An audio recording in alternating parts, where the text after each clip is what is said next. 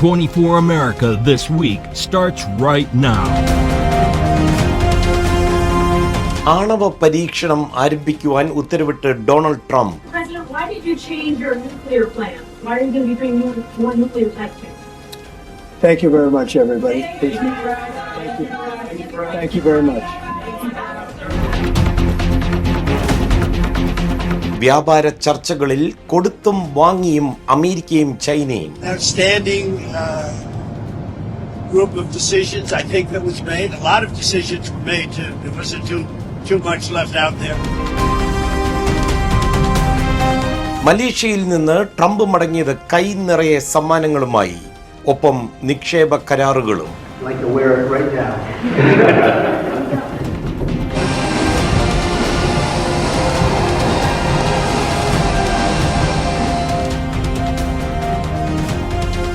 New York Kerala central പുരസ്കാര രാവ്.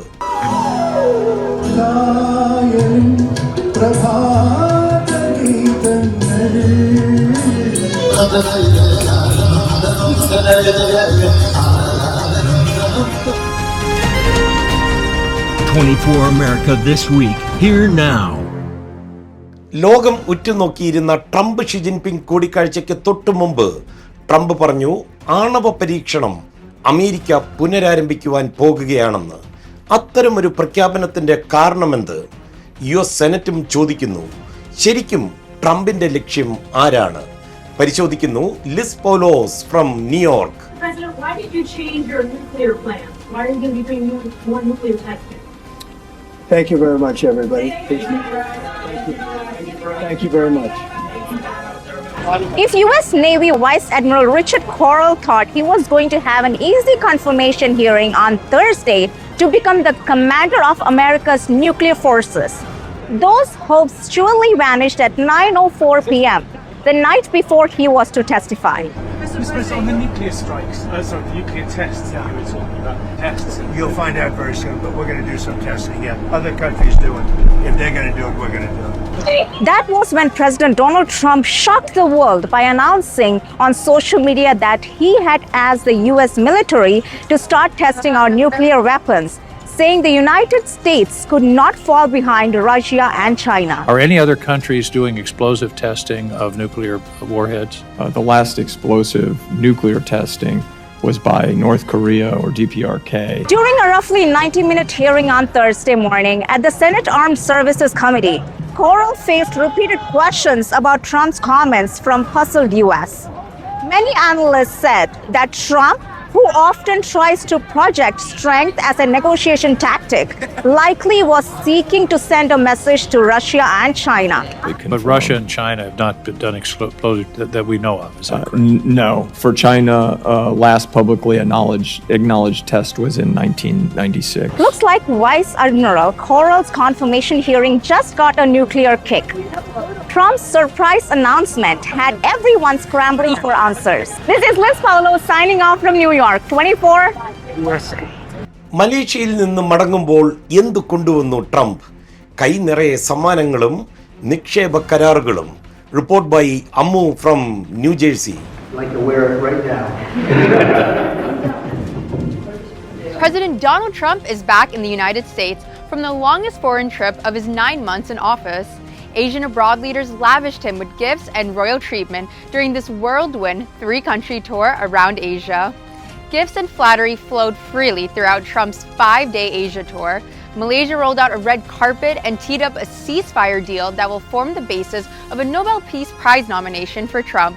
Japan offered a golf club used by Shinzo Abe, Trump's golfing body, and his country's late leader, as well as 250 cherry blossom trees to spruce up the nation's capital.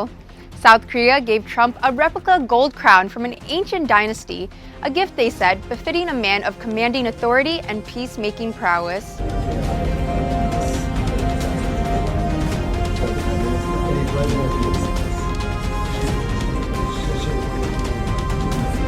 There were honor guard presentations in royal halls, military fanfare and pageantry. A South Korean military brass band played the Village People's YMCA, a well-known Trump rally standard.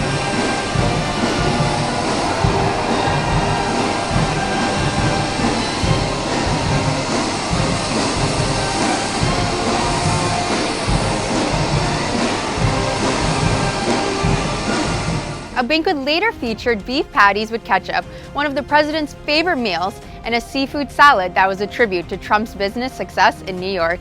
This is Ammo, 24, USA. ശതകോടീശ്വരൻ Warren Buffett തന്റെ business സാമ്രാജ്യത്തിന്റെ പടിയിറങ്ങുവാൻ ഇനി മാസങ്ങൾ മാത്രമേ ബാക്കിയുള്ളൂ. പക്ഷേ ഇതിനോടകം തന്നെ കമ്പനിയുടെ ഷെയറുകളെ അത് വലിയ തോതിൽ ബാധിച്ചു കഴിഞ്ഞു. Let's watch the report by Shana Mohan from Chicago. Billionaire Warren Buffett still has a few months to retire as the CEO of Berkshire Hathaway. However, the company's shares have already started a steady decline. Buffett's successor Greg Abel has some big shoes to fill, as Buffett's words are often considered gospel in the investment markets. Additionally, the stock will lose its Buffett premium, which is the increased price that investors can pay and will pay because Warren Buffett is the CEO. This is my 60th annual meeting, and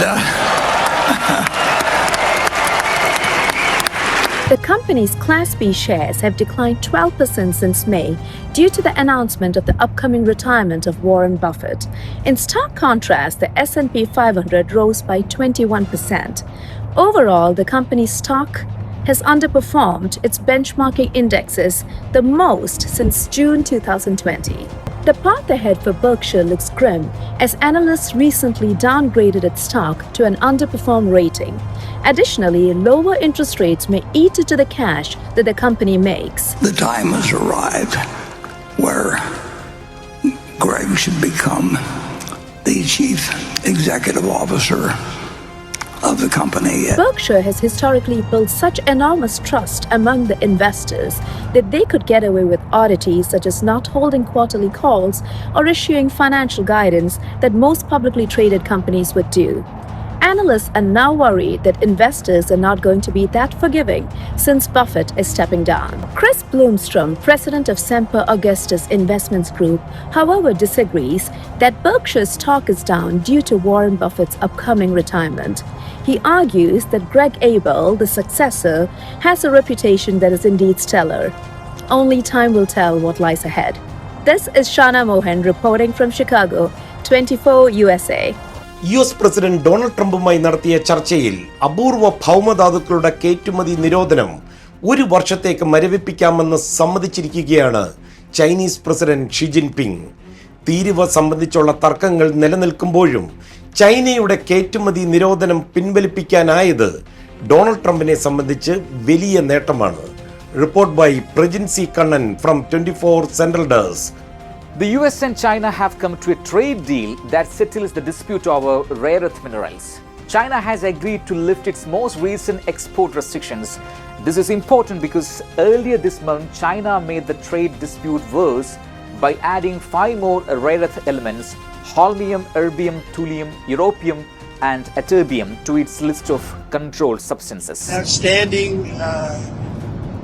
group of decisions I think that was made. A lot of decisions were made too. There wasn't too much left out there. The recent trade fight over rare earth minerals makes it very clear how much the US needs China for materials that are important for national security and high-tech industries.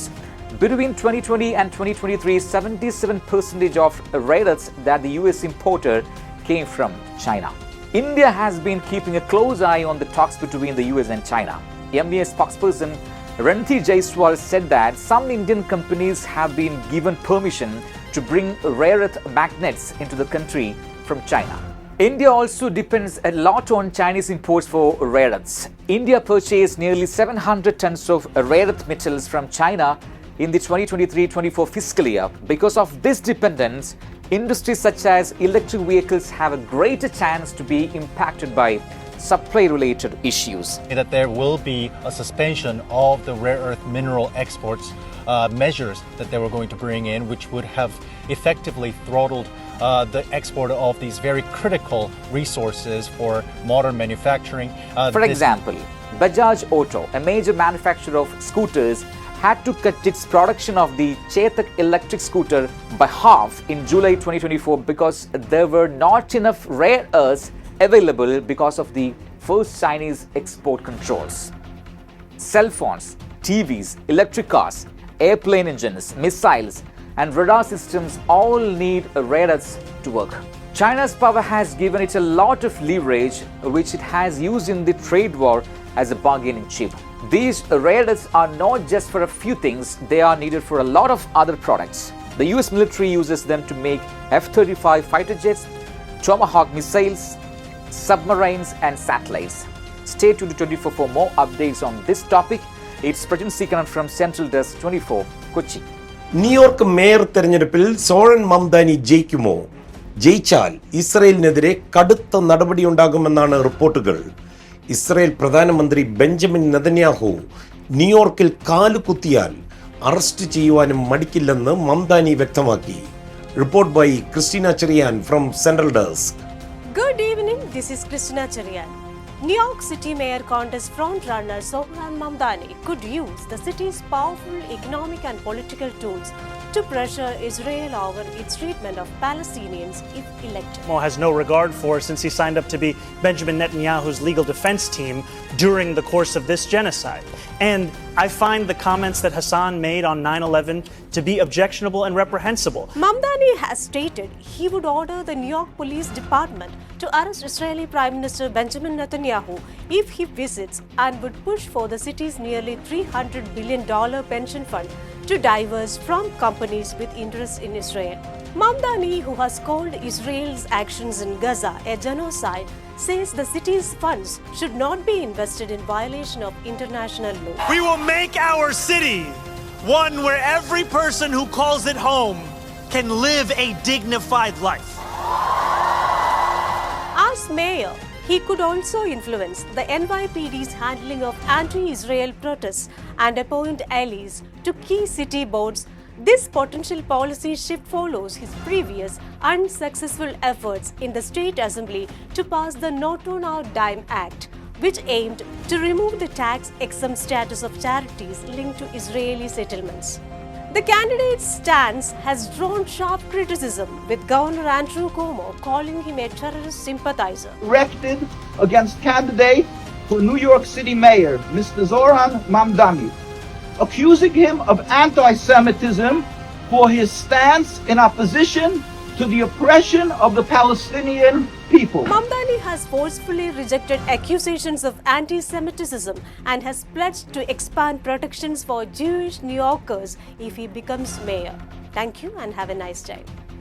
Work പെർമിറ്റുള്ള വിദേശികൾക്ക് സ്വാഭാവികമായി അത് നീട്ടിക്കൊടുക്കുന്ന രീതി അവസാനിപ്പിച്ചിരിക്കുകയാണ് US homeland security department.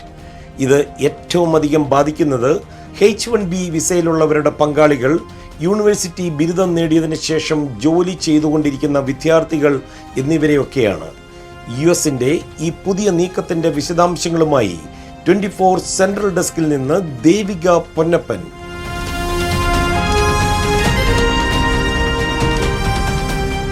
The US Department of Homeland Security, that is DHS, has abruptly ended the rule that automatically extended work permits called EADs, Employment Authorization Documents, effectively Thursday on October 30th. The sudden change, made without warning, affects spouses of H-1B workers, that is H-4, international students working after graduation, that is F-1 OPT, and people seeking asylums. The rule change targets most categories that previously received up to a 540 days automatic extension. The main problem is that these workers can now face a break in their job while the government processes their application to renew the permit. Before this change, simply applying on time allowed them to keep working legally. The Department of Homeland Security explained that this move is needed to improve security and prevent fraud. Now, everyone applying for a renewal must go through a new security check before their work permit is granted again. The step, DHS argues, allows for closer checking to defer frauds and find individuals with bad intentions. The president's main priority has always been to put American workers first. And also to strengthen our visa system. We know for far too long the H-1B visa system has been spammed with fraud, basically, and that's driven down American wages. So the president wants to refine this system, which is part of the reason he implemented these new policies. These actions are lawful, they are necessary, and we'll continue to fight this battle in court. Officials also stated that working in the US is a privilege, not a right. This new rule is expected to have the largest impact on Indian nationals as they are the biggest group of both H-1B visa holders and international students. Many Indian students, that is H-4 spouses, now face the risk of career interruptions and loss of family income. Good news for STEM OPT students is that the automatic 180-day work extension still applies to those renewed their STEM OPT work permit. However, this extension is now gone for all first-year OPT students and all H-4 spouses. To help prevent a gap in work, the government now advises applicants to file their renewal request up to 180 days, that is 6 months before their current ED expires. New York Kerala സെന്ററിന്റെ 33ാമത് award ദാന ചടങ്ങ് പ്രൗഢഗംഭീരമായി. New York എൽമണ്ടിലെ Kerala centre ആസ്ഥാനത്ത് നടന്ന award ദാന ചടങ്ങിന്റെ വിശേഷങ്ങളുമായി Mithu Mamachan.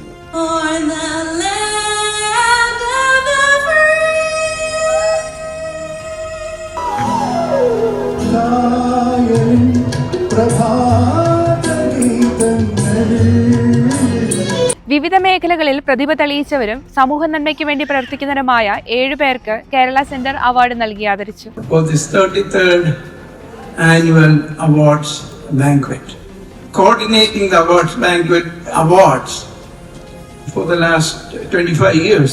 Kerala Center is like a second home to me.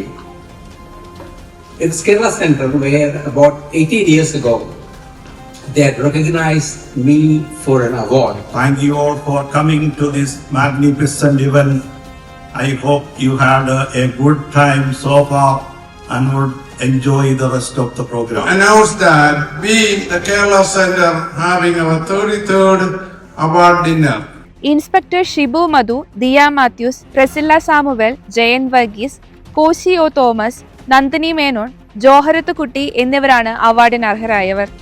Doctor Suresh Kumar, New York senator John Liu, assembly അംഗങ്ങളായ Michaelle Solages, Edward Braunstein, Kevin Thomas, Ragini Srivastava എന്നിവർ ആശംസകൾ അർപ്പിച്ച് സംസാരിച്ചു. President Alex K Esthappan, doctor Thomas Abraham എന്നിവർ കേരള സെന്ററിന്റെ നാളിതുവരെയുള്ള പ്രവർത്തനങ്ങൾ വിശദീകരിച്ചു.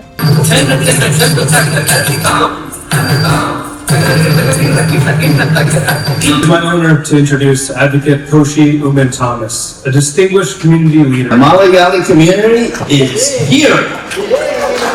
And every single person I spoke to said, you need to go get Koshi, see if he's available, he's the guy for you.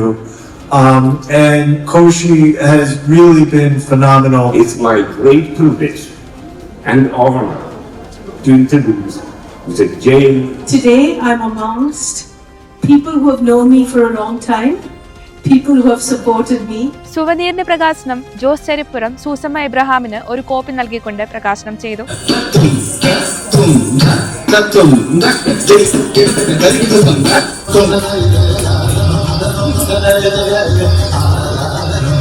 Jana Gana Mana അധിനായക Jaya hey Bharata Bhagya Vidhata. This is Mithu Mamachan signing off from Mexico 24 USA. Before sign off, let's watch American Junction.